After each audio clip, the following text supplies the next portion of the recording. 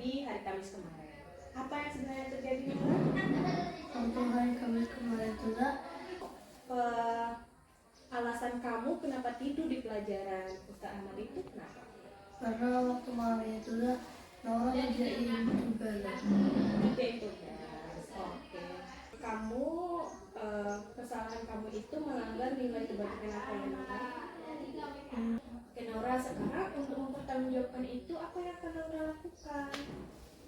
Berusaha tepat waktu untuk tidur malam dan terus mengerjakan tugas di waktu siang. Oke. Jadi Nora harus.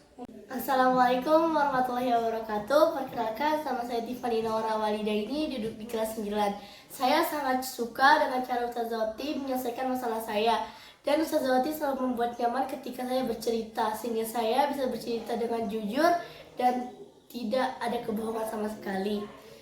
Bercerita dengan Ustazawati pasti selalu diberikan solusinya agar kita dapat menyelesaikan masalah yang kita hadapi. Mungkin itu saja yang bisa saya sampaikan. Assalamualaikum warahmatullahi wabarakatuh.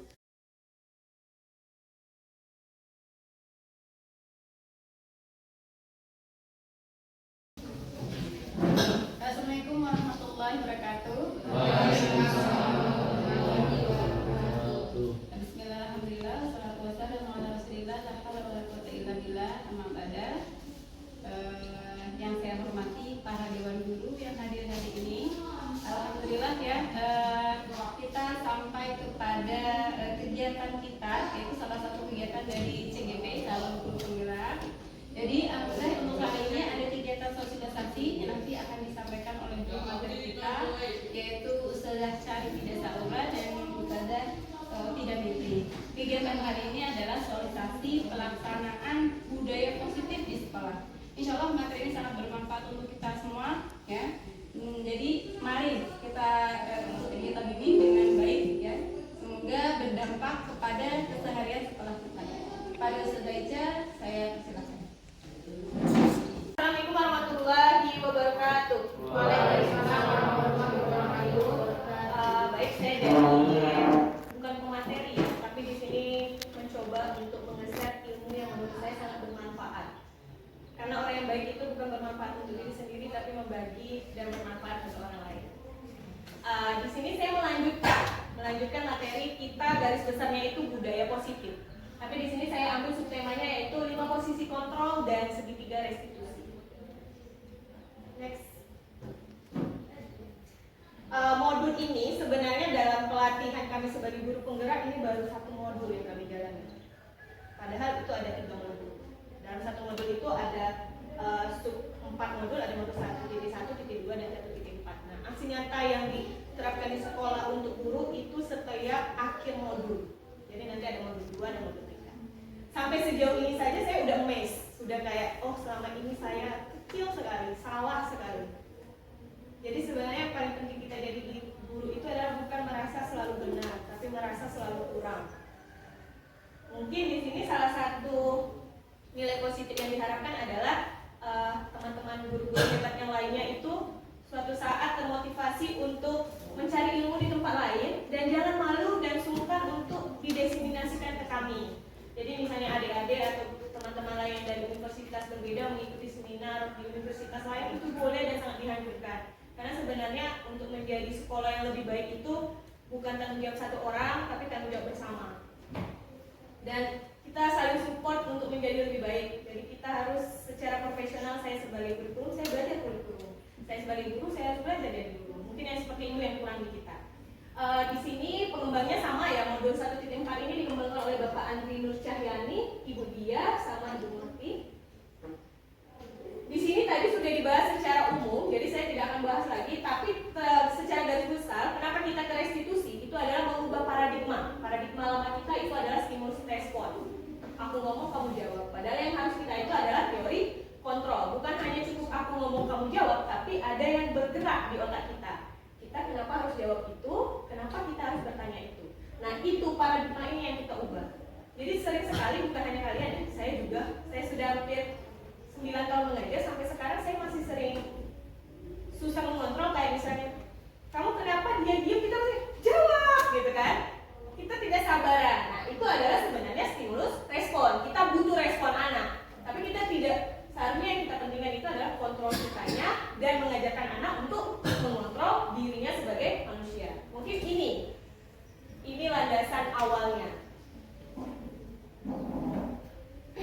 Sepertinya sama karena ini pembelajaran ini adalah Ki Hajar Dewantara. Dari dulu kita cuma tahu Ki Hajar Dewantara, Uri Handayani, ya kan? Tiga itu. Nah, sebenarnya banyak kutipan Ki Hajar Dewantara. Mungkin ini tadi sudah dibahas oleh Ustaz Zaica. Saya membahas kutipan yang beda. Bahwa di Ki Hajar Dewantara itu mengajarkan anak itu bukan kertas kosong, tapi anak itu sudah ada garis-garis tipis. Kerja kita sebagai guru itu menebalkan yang baik. Jadi selama ini kan sering disalahkan anak saya nggak benar nih di sekolah ini. Mohon maaf lahir batin, ibu bapak, anak bapak dan ibu itu sudah ada bibit tidak benarnya. Ya, itu yang sebenarnya teori Ki Hajar Dewantara yang sebenarnya. Jadi Ki Hajar Dewantara itu mengibaratkan kalau sekolah itu adalah lahan, anak itu adalah benih, maka guru adalah petani. Jadi kalau anak itu benih jagung, maka kita harus mengajar, mengolah dan ngasih cara mengurusnya sesuai benih jagung karena kita petani. Jadi guru itu tidak bisa menciptakan benih jagung menjadi benih semangka yang harganya lebih mahal. Seharusnya ini juga penting paradigma itu untuk orang tua. Jadi Ki Hajar Dewantara karena kita kalau di pendidikan kita itu Ki Hajar Dewantara, kalau di luar itu yang paling terkenal ya bukunya aku lupa lagi yang bagian aktivis-aktivis kampus pendidikan kaum tertindas. Nah, itu ya yang bagian membaca. Mungkin next kita boleh baca, mungkin kan dengan Ustaz Hasan. Selanjutnya itu apa itu restitusi? Tadi sudah dibahas dengan Ustaz Zaica. Restitusi itu setelah ada hukuman, konsekuensi, itu ada restitusi. Selama ini kita hanya tahu di pembelajaran punishment dan reward, itu hanya dalam konsep hukuman sebenarnya. Kemudian itu sebenarnya harus ada konsekuensi. Konsekuensi itu mengajarkan yang melakukan kesalahan itu menjadi dewasa, bertanggung jawab atas apa yang dia lakukan. Kemudian yang terakhir itu ada restitusi. Restitusi ini adalah langkah-langkah, karena dia nanti seperti kalau kita itu ada sintaknya apa yang harus dilakukan. Di sini tujuan restitusi tidak bisa sendiri. Lagi-lagi kata pertamanya itu adalah kolaboratif. Kolaboratif. Jadi jika kita restitusi anaknya tidak berkolaboratif dengan kita, itu juga ada susah. Tapi kita bisa jadiin jika kita memiliki pertanyaan-pertanyaan pemantik yang mengarahkan anak. Next.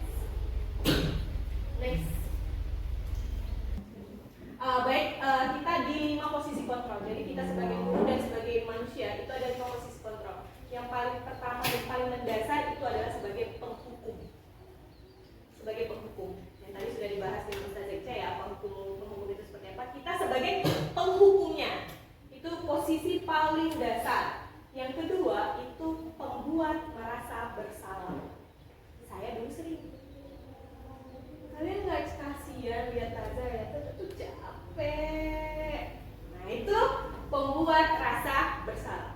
Yang ketiga itu sebagai teman. Sebelum saya mempelajari materi ini, saya sudah yakin dan menyadari diri saya, oh, aku udah keren sekali udah jadi guru yang sebagai teman. Maka yang sering saya bahas itu adalah ke anak-anak, kalian tuh saya tuh bukan guru kalian, tapi saya itu adalah teman belajar kalian. Itu yang paling sering saya bahas. Dan saya sudah merasa itu puncak kontrol tertinggi saya, sudah bisa menjadi teman. Padahal itu salah. Ada 2 posisi di atas teman, yaitu sebagai pemantau, di atasnya lagi sebagai manajer. Perbedaannya adalah untuk yang paling seharusnya dianggap gagal itu ada di kategori penghukum dan pembuat merasa bersalah. Kalau dari penghukum itu yang paling biasa ya, kayaknya paling sering tiap hari beberapa oknum guru yang kayak misalnya dari lapangan jangan duduk di kursi nunggit-nunggit bawa ini kamu cukur empang ini itu adalah penghukum. Atau yang kayak misalnya kamu sekan. Saya juga pernah di posisi itu. Saya sudah pernah di posisi penghukum dan itu salah dan insya Allah berubah, insya Allah. Kemudian saya juga pernah di posisi pembuat orang merasa bersalah. Itu kalimatnya yang paling sempurna itu misalnya Taza kecewa,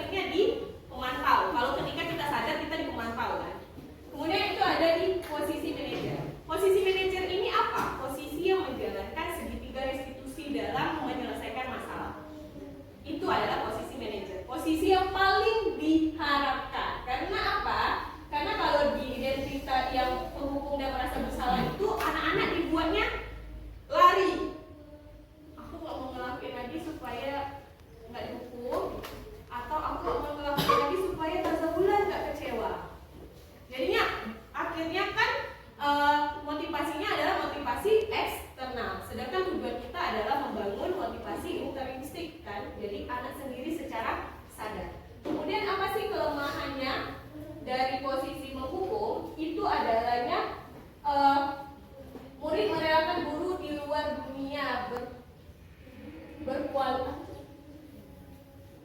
Murid meletakkan guru di luar dunia berkualitas. Jadi dia meletakkan dia beranggapan kalau guru adalah segala-galanya. Jadi sering kejadian di kita ya, misalnya ada ustadz siapa yang pergi dari sini, mereka kayak jadi patang arang. Karena selama ini ustadznya si penghukum. Ustadznya hilang, dia merasa Alkarim nggak lagi ada aturan. Karena si ustadz ini yang menghukum, ustadz lain tidak menghukum. Itu efek sampingnya ya. Kemudian kalau dia merasa berteman, maka dia akan merasa rendah diri. Jadi anaknya merasa bersalah. Ustazah Oti dimarahin oleh yayasan karena aku. Ustazah Oti berantem sama Ustazah Bulan karena aku. Jadi dia merantau. Itu kelemahannya. Sedangkan kalau identitas sukses yang mengharuskan imbalan atau ketergantungan pada orang lain itu ada di teman dan pemantau. Sedangkan kalau di posisi manajer itu harapannya adalah si anak lepas dari kita. Kan tujuan awal pendidikan ini adalah bukan hanya dia sukses 3 tahun di sekolah kita, tapi dia sukses ketika besar nanti dia menghargai dirinya sendiri. Jadi dia tahu, karena anak kita zaman sekarang itu lebih banyak krisis identitas. Jangan itu mereka aja tidak tahu siapa idola mereka. Mereka krisis identitas. Kan kalau anak-anak yang sudah punya identitas itu sudah paham. Aku nggak merokok karena aku emang nggak suka merokok, bukan karena teman-teman aku nggak ngajak. Aku nggak suka pacaran karena aku tahu dampaknya pacaran, bukan karena teman aku nggak coblanin aku. Tapi anak-anak zaman sekarang perubahannya beralih. Kalau zaman saya dulu, yang pacaran keluar dari circle kuliah. Karena pas kuliah dia sibuk pacaran. Jadi circle di pertemanan itu dia tidak ada. Tapi zaman sekarang yang tidak punya pacar, tidak punya circle. Berarti kita sudah bergeser karakter kita selama ini kan. Kalau anak zaman saya kuliah itu yang pacaran itu nggak bakal ada teman di kelasnya. Dia nggak bakal ada tempat kerjasama, tugas dan selebihnya. Zaman saya mungkin Ustazah Bulan masih menghadapi yang seperti itu. Tapi zaman sekarang yang tidak punya pacar tidak diterima di circle. Atau kalau mau masuk pertemanan dicarikan pasangan. Jadi mereka kalau ngapa-ngapain itu double date, triple date, segala macam. Itu sebenarnya ya. Jadi sebenarnya sekarang ini pemerintah sudah paham nih, kalau anak kita ini kesalahan di Indonesia ini bukan di tidak adanya peraturan atau undang-undang harus dibuat lebih ribet, tapi emang dasar warganya kurang karakternya. Jadi mau kita ganti peraturan banyak pun tetap bakal seperti ini. Bahkan kalau ada statement-statement teman-teman yang aktivis zaman dulu ya, presiden itu mau diganti berapa kapanpun, mau diganti siapapun, mau diganti Barack Obama dulu ketika lagi tenar, Indonesia bakal tetap seperti ini karena masyarakatnya tidak mengubah pola pikir. Jadi tujuan kita berat ya sebagai pendidik, karena kita bukan hanya menciptakan anak sebagai lulusan terbaik, menang olimpiade dari lulusan ini, tapi kita menciptakan situasi Indonesia yang bakal lebih baik lagi 10 tahun, 20 tahun yang akan datang. Memang berat sekali ya jadi guru. Mungkin untuk adik-adik yang belum itu jangan ada jadi guru ya. Yang lain juga beda berat bebannya. Next. Nah, dari posisi kontrol tadi, di sini ada beberapa pertanyaan. Jika saya bilang saya kecewa sekali dengan kamu, kira-kira itu posisi kontrolnya apa? Ada 5 ya, penghukum, pembuat merasa bersalah, teman, pemantau, manajer. Jadi pembuat merasa bersalah, kamu tidak pernah benar melakukannya. Kamu tidak pernah benar melakukannya. Ada 5, penghukum, pembuat merasa bersalah, teman, pemantau, manajer. Penghukum. Enggak masalah. Oh, ada yang membuat merasa bersalah, saya bilang penghukum, sayap kanan, sayap kanan, sayap kiri. Sayap kanan kira-kira yang nomor 2 itu termasuk kontrol apa? Kamu tidak benar-benar melakukannya. Masih gitu terus, kau kok salah terus, benar nggak pernah. Apa tuh? Penghukum, pembuat rasa bersalah. Oke, nanti kita bahas ya. Yang ketiga, ayolah lakukan yang ini, please demi Taza. Oke, 3. Apakah kamu mau mendapatkan stiker bintang hari ini? Atau kalau stiker bintang bintang itu di pelajaran tuh kalau dulu anak rajin dapat stiker bintang di bukunya gitu. Itu kira-kira termasuk apa? Apakah kamu ingin mendapatkan nilai 100 hari ini? Nah, mantap. Apa dia? Yang pakai bahasa batin. Emang gak dengar, dia pakai bahasa batin, menatap gak dengar. Apa dia? Posisinya pemantau, terus pemantau? Ya. Langsung diam. Oh, agak berat ya, agak susah ngegas gawang. Terus ini, bagaimana kamu bisa menyelesaikan masalah ini? Manajer. Kamu selalu yang paling terakhir. Membuat rasa bersalah. Ingat ya, pembuat rasa bersalah itu belum tentu anaknya bisa jadi rasa bersalah, tapi tujuannya itu. Tapi belum tentu jawabannya ini benar atau tidak. Jawabannya adalah oke, pertama, saya kecewa sekali dengan kamu. Jadi yang harus kita garis bawah itu adalah kata kecewa. Jadi itu ada pembuat rasa bersalah. Dia ingin menyalurkan rasa kecewa yang dia dapat disalurkan ke si murid. Itu adalah pembuat rasa bersalah. Kamu tidak pernah. Itu artinya sudah mengejudge kan. Berarti itu adalah penghukum. Kemudian ayolah. Udah dari kalimat ayolah lakukan itu pasti teman. Kemudian apakah kamu mau mendapatkan? Nah, yang kalimat tadi misalnya apa yang bakal dia dapat dan segala macam itu adalah memantau. Kemudian bagaimana kamu menyelesaikan masalah ini? Seperti tadi restitusi. Jadi penyelesaian itu harus dipikirkan atau kita mengarahkan mereka untuk berpikir sesuai yang kita mau tuh dari mereka mulutnya. Bagaimana cara menyelesaikan masalah itu? Yang terakhir, kamu selalu paling terakhir. Karena dia ngejudge ya, penghukum itu tidak peduli. Penghukum itu hanya tahu itu salah tanpa dia dengar alasan. Itu penghukum. Ini ya segini. Mungkin agak berat, tapi kita ada 5 posisi kontrol. Saya ulangi kembali ya. Penghukum, tingkat terendah penghukum, naik sedikit pembuat rasa bersalah, naik dikit teman, naik lagi pemantau, naik lagi di posisi manajer. Oke, sekarang ini bergerak antara yang dari kelima itu kita tuh dianjurkan bergeraknya hanya di antara dua ini nih, pemantau sama manajer. Kalau pemantau mainnya masih di peraturan, tetapi dia di bagiannya adalah konsekuensi, tidak main hukuman tadi. Tadi jelas. Tadi kayak poin yang Ustazah Isa sampaikan, ada yang telat disuruh nulis, itu jatuhnya hukuman karena tidak sinkron perbuatan dia dengan yang tanggung jawab yang dilakukan. Sedangkan yang olahraga tadi, ketika telat dia lari keliling lapangan disebut konsekuensi karena dia sinkron. Jadi posisi di pemantau itu mainnya tetap main di peraturan yang kita ada, tapi larinya ke konsekuensi. Jadi tahapan sebelum ini peraturan emang sudah harus disosialisasikan, anak sudah hafal. Jadi kita bisa main di bagian pemantau. Sedangkan kalau di manajer itu kita sudah berubah. Peraturan tadi kita ubah sudah menjadi keyakinan kelas. Keyakinan kelas itu berupa dari nilai-nilai kebajikan universal. Kemudian kalau yang konsekuensi tadi kita ubah arahnya menjadi diperbaiki. Selain dia tanggung jawab, dia tahu dia harus ngapain perbaikan untuk ke depannya.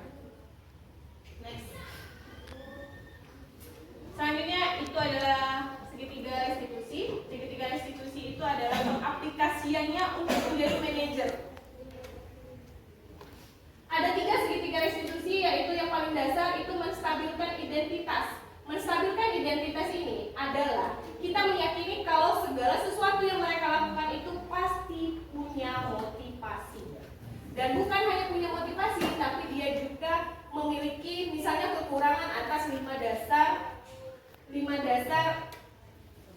kebutuhan manusia. Termasuk kita butuh 5 dasar kebutuhan manusia: 1 bertahan hidup, 2 kesenangan, 3 merasa diterima dan bahagia, kasih sayang dan merasa diterima, terus merasakan kebebasan. Yang terakhir itu pengakuan akan diri.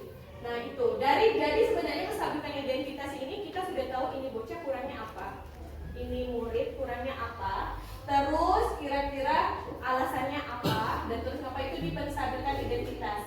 Dan di penstabilan identitas itu untuk memulainya, kalimatnya nanti dijelaskan lebih rinci di slide selanjutnya. Itu seperti misalnya, Ustazah tahu berbuat salah itu biasa, Ustazah juga pernah berbuat salah. Kalimat itu yang pertama, jadi dia menstabilkan dulu. Kemudian itu larinya ke validasi kebutuhan atau validasi kesalahan, tindakan yang salah. Di slide ke situ. Jadi menstabilkan identitas, lari ke sini, itu adalah validasi kebutuhan. Jadi kenapa ya kamu ngelakuin ini? Kamu ngapain tadi? Aku kesal dengan Ustadz itu, Taza. Oh iya, kamu kesal terus kamu kenapa sih teriak? Padahal kamu bisa tonjok ya, tapi kamu tidak melakukan itu. Jadi kayak kita tuh tahu loh, anak tuh bisa melakukan sebenarnya jauh lebih parah dari itu, tapi dia sampai di situ. Jadi kita kayak validasi tindakan kamu yang salah ini sampai sini. Tapi Taza tahu menghargai kamu yang padahal lebih semangat, bisa lebih gitu, tapi kamu rem. Kemudian yang selanjutnya itu adalah menanyakan keyakinan. Ini tadi yang menanyakan keyakinan. Keyakinan kelas apa yang kamu langgar? Kalau kita sudah punya keyakinan kelas di kelas masing-masing. Jadi tujuan ini sebenarnya goalsnya nanti wali kelas membuat keyakinan kelas yang didiskusikan bersama dengan anak-anak. Jadi dia paham nih kalau kita tulis tanggung jawab di poin ini apa maksudnya? Oh bikin tugas, tidak tidur dan selebihnya. Kemudian di menanyakan keyakinan ini nanya nih, kira-kira kalau kamu tidak bertanggung jawab seperti yang kamu sebutkan tadi, kamu kebesarnya apakah bisa jadi orang sukses? Nah seperti itu. Jadi si anak yang melakukan kesalahan ini paham dampak dia melakukan sekarang bukan hanya sebagai cerita asik untuk dia ceritakan ke anak cucunya. Paradigma anak nakal, termasuk teman-teman saya itu adalah saya nakal di pondok, pas di luar pondok saya bisa cerita ke adik-adik tingkat dulu. Nah, itu kan. Bahkan ke bapak-bapak atau ibu-ibu yang sudah punya anak. Hai nak, anak baru jalan 5 menit. Ayah dulu sekolah 20 menit. Baru dipukul, ayah dulu ditendang kayak guru. Akhirnya seperti itu. Jadi tujuan anak nakal itu adalah untuk mendapat cerita SMA. Masa hidup saya SMA lurus-lurus saja, belok dikit lah biar asik. Padahal jadi mereka tidak tahu dampak dia lakukan sekarang. Yang dia lakukan sekarang itu ngepek, perlahan-lahan membuat di perilaku yang berbeda. Jadi itu yang harus kenapa ada segitiga restitusi. Jadi anak tahu apa yang dia bikin salah, mengapa dia bikin salah, apa dampaknya, apa yang harus dia lakukan, itu sudah ada tahapannya.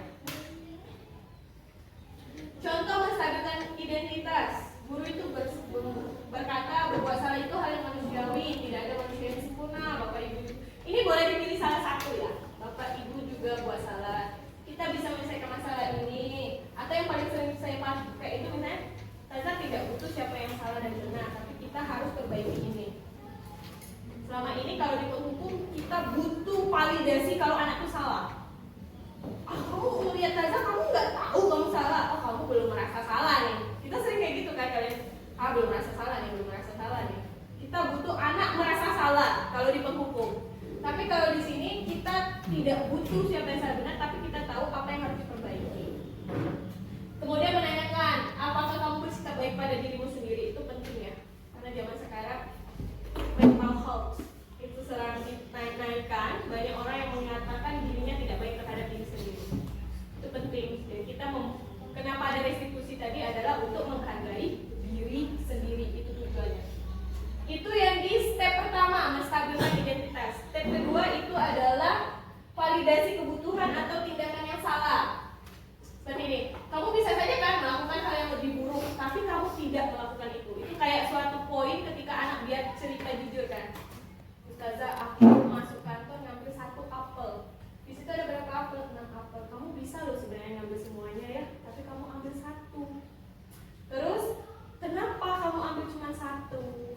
Kenapa kamu lakukan itu? Jadinya kita tahu alasannya. Misalnya dia bilangnya, saya itu lapar, Zah. Oh berarti ini kebutuhan yang kurangnya adalah bertahan hidup kan? Kan kalau kelaparan bertahan hidup. Kalau kelaparan bertahan hidup. Terus misalnya, maukah kamu belajar cara lain untuk itu? Misalnya kalau ini seperti misalnya tanpa harus memukul, kalau kita berkelahi ya. Kamu kenapa memukul? Kamu mukul berapa kali tidur? Padahal kamu bisa mukul 10 kali ya, kamu cuma mukul 3 kali. Kayak udah, oh ustazahnya menerima ya yang dilakukan. Setiap kita tuh pernah loh emosi tidak terkontrol, kamu lakukan ini. Apa alasannya? Gitu-gitu. Terus yang selanjutnya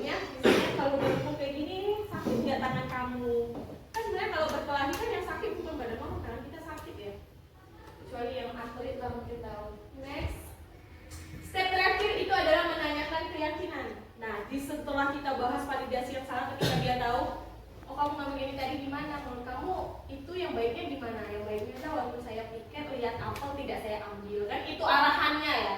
Arahan kita anak tuh berharapnya ke arah situ. Kemudian baru kita bertanya, kira-kira nilai keyakinan kelas apa yang kamu ini? Aku ngambil apel berarti apa ya? Kita tidak di situ ini. Tidak bertanggung jawab terhadap diri sendiri, tidak menghormati hak orang lain, jatuhnya kan. Kemudian kita akan bertanya, jika kamu mengambil apel sendiri seperti ini dan kamu meyakini itu tidak salah, kedepannya kamu bakal seperti apa? Kan larinya kan bakal jadi koruptor kan. Kalau kita membiarkan hal yang kecil, maka larinya bakal jadi koruptor. Dan seperti itu. Terus kita tanya, kalau kamu pas ngambil itu apa yang kamu rasakan? Kamu nggak takut? Biar kita tahu sudah berapa sering anak tuh mencuri. Karena kalau kesalahan yang pertama pasti takut. Kalau yang udah tiap kali kebiasaan gitu kan. Biar kita tahu itu.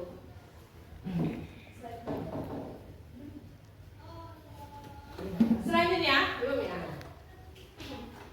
Selanjutnya aku ada satu kasus yang sering terjadi. Mungkin rekan-rekan bisa menjelaskan posisi kontrol apa yang terpilih. Jika tidak terbaca, saya bacakan ya. Ibu Dani sedang menjelaskan pelajaran bahasa Inggris di papan tulis. Namun beliau memperhatikan bahwa Fajar malah tidur-tiduran dan tanpa acuh tak acuh pada pelajarannya. Ini semua anak kita Fajar sepertinya ya. Fajar, coba jawab pertanyaan nomor 3. Maju ke depan dan kerjakan di papan tulis. Fajar pun tanpa malas-malasan maju ke depan, dan sesampai di depan papan tulis pun Fajar hanya diam terpaku sambil memegang buku bahasa Inggrisnya dan memainkan spidol di tangannya. Ibu Dani berkata, ayo Fajar, bahkannya jangan tidur-tiduran, lain kali perhatikan. Sudah sana duduk kembali. Kira-kira siapa yang bisa? Fajar pun kembali duduk di bangkunya. Hal seperti ini sering sekali terjadi pada Fajar. Sepertinya tidak memperhatikan acuh tak acuh, dan nilai-nilainya pun tidak terlalu bagus untuk pelajaran bahasa Inggris. Pada saat ditegur oleh Ibu Dani, Fajar hanya menjawab tidak tahu. Dan Ibu Dani pun menjawab, gimana Fajar? Kamu nggak kasihan sama ibu ya? Ibu sudah capek-capek mengajar kamu. Tidak kasihan sama ibu, dan Fajar pun dia membisu. Kira-kira posisi kontrol yang Ibu Dani lakukan pada Fajar adalah membuat rasa bersalah. Kemudian kami tadi sudah disinggung kebutuhan anak. Kira-kira kebutuhan anak apa yang kurang dari Fajar?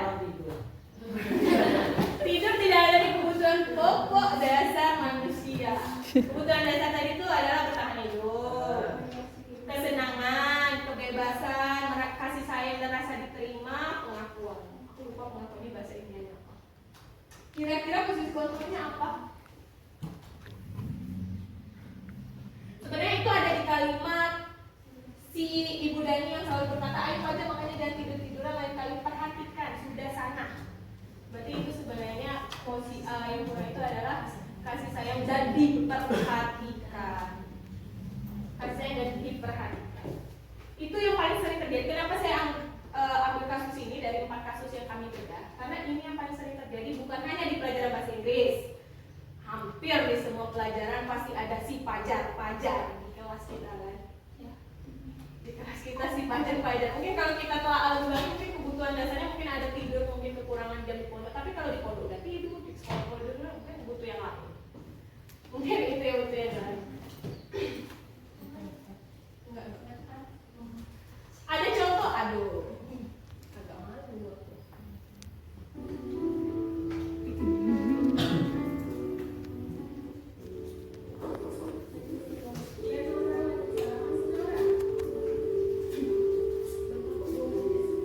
Ini kasus yang sudah diterapkan restitusi meskipun agak sedikit acting ya.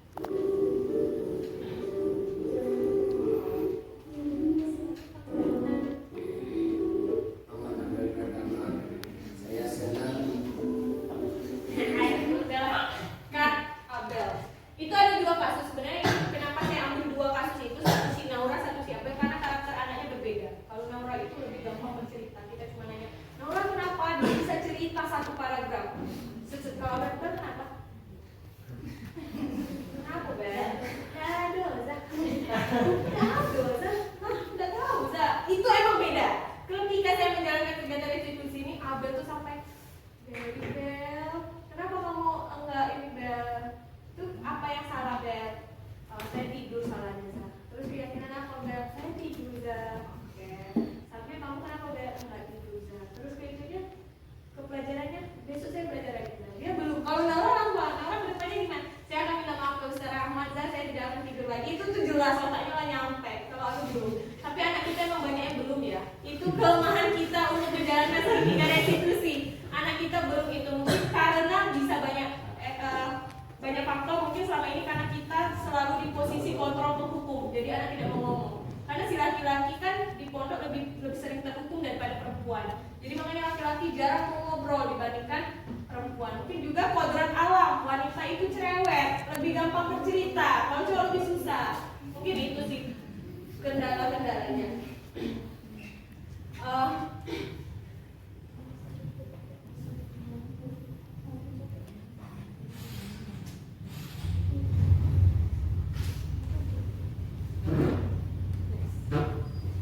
Mungkin itu saja dari saya.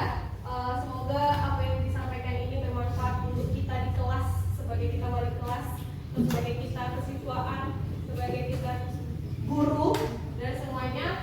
Kemudian semoga harapan kita selama ini Al-Karim bisa berubah menjadi lebih baik, anak Al-Karim menjadi lebih baik, karena selama ini alumni kita terlalu bangga pamer kejahatannya di media sosial.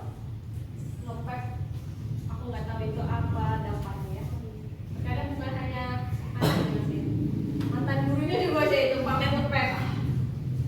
Mungkin itu saja dari saya. Mari kita buat perubahan untuk murid Al-Karim ke depannya. Mungkin tidak ngefek langsung, tapi insya Allah karakter mereka berubah menjadi lebih baik, karena yang kita cari di sini bukan harta, tetapi tangan-tangan yang membawa kita ke surga. Terima kasih. Assalamualaikum warahmatullahi wabarakatuh.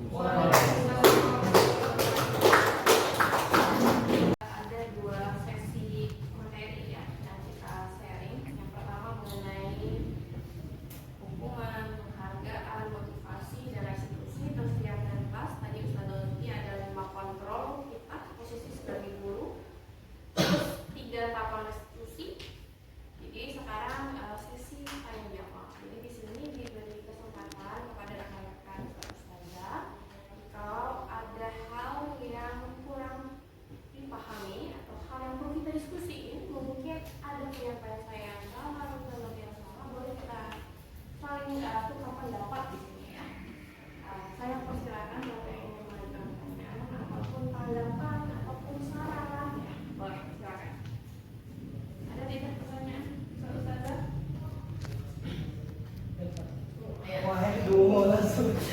Boleh ya Ustaz Andre, nanti yang kedua Ustaz Asad ya. Boleh nih, boleh. Ya, Assalamualaikum warahmatullahi wabarakatuh. Waalaikumsalam warahmatullahi wabarakatuh. Sebelumnya saya ingin mengucapkan terima kasih kepada Ustazah Charity dan Ustazah Oti atas penyampaian materinya yang sangat bermanfaat bagi kita semua. Di sini yang pertama saya ingin mengajukan pertanyaan kepada Ustazah Charity mengenai budaya positif di sekolah. Tadi sebelum budaya positif tercipta di sekolah, itu pertama-tama kita harus menciptakan namanya peraturan kelas ya. Peraturan kelas, lalu naik lagi ke ke keyakinan kelas, lalu naik lagi ke terciptanya lingkungan yang positif dan terbentuknya budaya yang positif. Nah, yang ingin saya tanyakan pertama di sini mengenai bagaimana sih menciptakan keyakinan kelas yang kita ciptakan, yang kita tuntut terhadap anak-anak seperti itu. Bagaimana cara menciptakan keyakinan anak-anak, keyakinan kelas anak-anak tersebut. Nah, pertanyaan kedua saya ajukan kepada Ustazah Oti. Di sini saya ingin bertanya mengenai tadi Ustazah Oti telah menjelaskan mengenai 5 posisi kontrol, 5 posisi kontrol. Nah, di sini saya ingin bertanya terhadap posisi sebagai manajer seperti itu. Kita sebagai guru dituntut untuk menjadi seorang manajer seperti itu. Nah, yang ingin saya tanyakan di sini tadi saya sempat mendengar bahwa siswa itu kita tidak boleh menjadi seorang penghukum seperti itu. Kita mengharuskan siswa untuk mencari solusi dari kesalahan yang telah ia perbuat. Nah, jadi yang saya tanyakan di sini, bagaimana jika siswa tersebut kesulitan untuk mencari solusi, sehingga fungsi kita sebagai seorang manajer itu tidak dapat tercapai seperti itu. Ya, mungkin itu saja yang ingin saya tanyakan. Lebih dari kurang saya mohon maaf. Saya akhiri. Wassalamualaikum warahmatullahi wabarakatuh. Waalaikumsalam warahmatullahi wabarakatuh.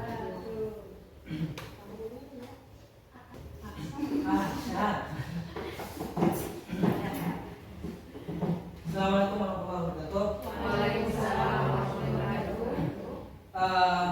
Materi hari ini sangat luar biasa. Saya cerna namanya sangat motivasi bagi kita semua supaya kita bisa berlaku bijak terhadap anak-anak yang berada di sekitar kita.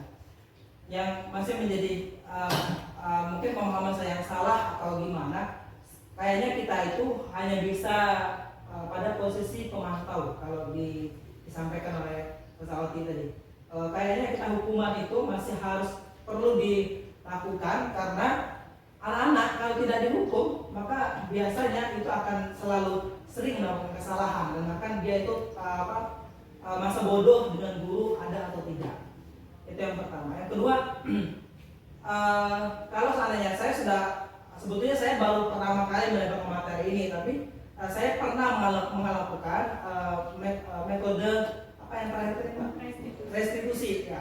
Saya bertanya, saya mencari solusi bersama dia, saya merasakan dia itu bersalah dengan terhadap kejadian itu. Saya sudah pernah, tapi dan saya memberikan pilihan kepada dia, apa hukuman yang tepat untuk kamu.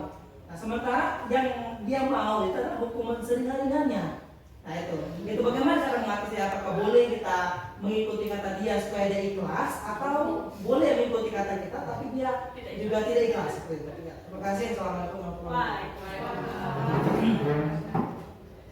Kita jawab terlebih dahulu ya dua pertanyaan. Nanti kita buka sesi selanjutnya jika ada pertanyaan. Mungkin bisa lanjut dengan Ustazah. Baik, pertama saya ucapkan terima kasih karena ternyata saya mau cari dan masuk. Insya Allah sama-sama masuk ya, dan tujuan kita sama. Pertama yang dari pertanyaan dari Ustaz Andre dari posisi kontrak, memang harapan kita harus menjadi manajer. Tapi jika ternyata anak itu yang mencari solusi sendiri, tapi kesulitan mencari solusi, sebenarnya di sini kita tidak lepas ya. Peran kita dari segitiga restitusi itu adalah kita pematik, mengarahkan. Jadi kayak bertanya terus. Kalau misalnya seperti banyak yang abel-abel lainnya, walaupun harapan kita segitiga restitusi itu emang lebih alot. Saya dengan Abel bisa 15 menit, tetapi kalau Nora 5 menit cukup gitu. Jadi emang kita butuh waktu yang lama. Kemudian karena ini posisi kontrol ini materi kelima, jadi seharusnya kita paham itu harus dulu keyakinan kelas. Jadi emang ini bertahap. Udah ada keyakinan kelas, kemudian kembali ke posisi kontrol. Jika emang ketika posisi kontrol anak tidak dapat solusi, maka kita boleh, kita mau jadikan segitiga restitusi di tengah jalan mereka tidak dapat solusi nih, kita boleh turun jadi pemantau. Jadi pemantau, oh ya udah, jadi kira-kira peraturan apa yang melanggar. Nah, jadi kita turunkan grade kita. Kita berharapnya manajer secara utuh, tetapi di tengah jalan restitusi dia tidak bisa jadi, kita tidak bisa jadi manajer. Anak ini butuh pembukaan pemikiran lebih dalam. Kita boleh turun jadi pemantau. Oke, jadi masalah ini, oh kemarin kira-kira apa ya? Kalau dia tidak tahu kesepakatan kelas, keyakinan kelas tidak tahu, oke, peraturannya kemarin apa ini? Oh iya Zah, kira-kira apa yang harus kamu lakukan? Kan seharusnya kalau di peraturan ada konsekuensi kan? Sebenarnya itu ada konsekuensi. Jadi anak yang hafal konsekuensinya ngapain? Itu tujuannya kalau keluar dari mulut kita jadinya hukuman. Jadi kalau keluar dari mulut anak dan dia menyadari jadinya konsekuensi. Oke, Ustaz Andre gimana tadi? Nah, jadi segitiga restitusi itu tidak kaku ya, tidak kaku. Kita bisa switch posisi kita ketika menjalani segitiga restitusi itu. Jadi emang ada dua posisi yang diharapkan itu kita tidak putus dari pemantau dan manajer. Jangan turun level jadi teman dan selebihnya lagi. Soalnya kalau teman dan pembuat rasa bersalah itu kita mainnya feeling agak subjektif. Akhirnya kalau dengan anak ini yang aku kesal agak susah. Tapi kalau segitiga restitusi kita mau bertanya lagi, akhirnya kita tumbuh nih rasa benci kita kurang dan segala macam. Itu yang jadi tidak cukup di dua posisi ini. Ya, terima kasih.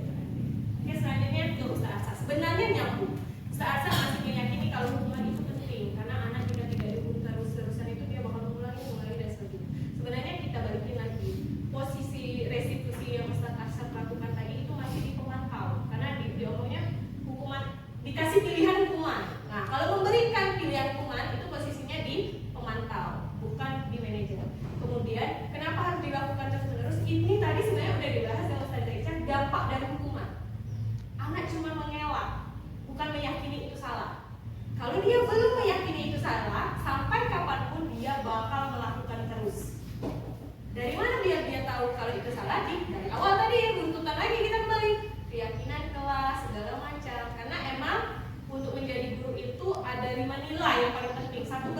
pada murid. Maksudnya berpihak pada murid itu paham apapun yang kita lakukan, tujuan awal dan tujuan akhirnya itu adalah membuat anak lebih baik.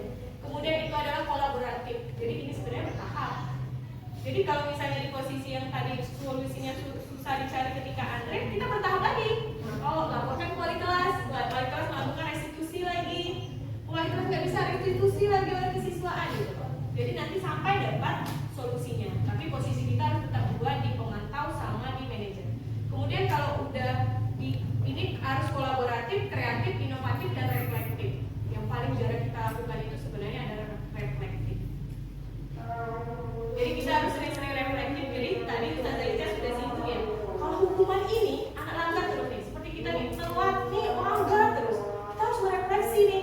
Mungkin kita butuh duduk bersama anak. Kalian susah ya datang jam 8. Mungkin itu kita penting kan?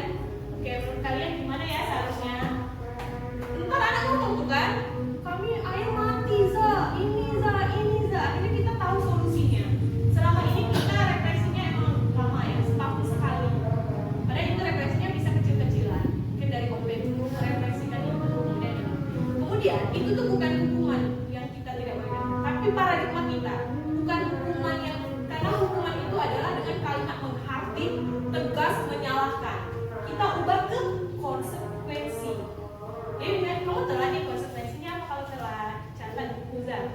Versi orang dulu mencatat itu adalah hukuman, tapi kalau sudah disepakati bersama maka itu jadi konsekuensi. Mungkin itu Ustaz Asyad bukan hukuman yang seperti itu, tapi diubah paradigmanya konsekuensi.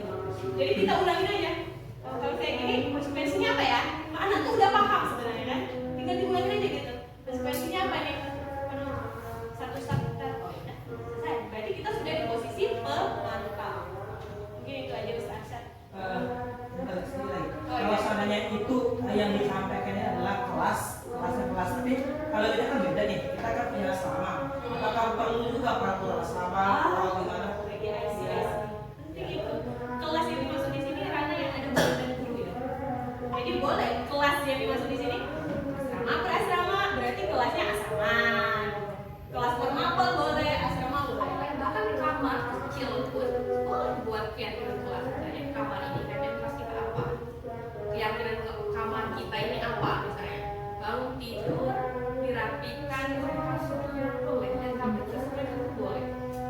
Boleh. Jadi kelas kita berarti dalam tahapan belajar ya, boleh dalam asrama.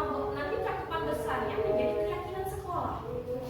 Terbentuklah peraturan sekolah kita ini. Tapi kita buat unsur-unsur nilai-nilai kebajikan yang harapannya kan. Selama ini kita buat di buku pink itu kan peraturan sekolah. Kurang di sana adalah nilai-nilai kebajikan yang universal aja. Kalau sudah muncul kebajikan yang universal berarti sudah menjadi kesepakatan dan kita dudukkan bersama murid. Poin banyak itu, ini dia sudah nangkap, sudah tahu kalau berbuat ini konsekuensi yang dia dapat ini, dapat poin sekian misalnya. Boleh. Bahkan di rumah pun boleh. Tapi seterusnya keyakinan rumah tangga kita ini apa? Buat kesepakatan. Buat kesepakatan. Kalau misalnya ada perselisihan, jangan langsung pulang ke orang tua misalnya ya. Boleh ya. Ini simpelnya kalau kita sekolah, penerapan di sekolah, bagusnya di rumah tangga. Bagus sekali. Apalagi kalau menghadapi anak. Bagus sekali ya. Malah penting itu keyakinan kelas per asrama karena beda keyakinan cowok dengan keyakinan cewek. Kebiasaannya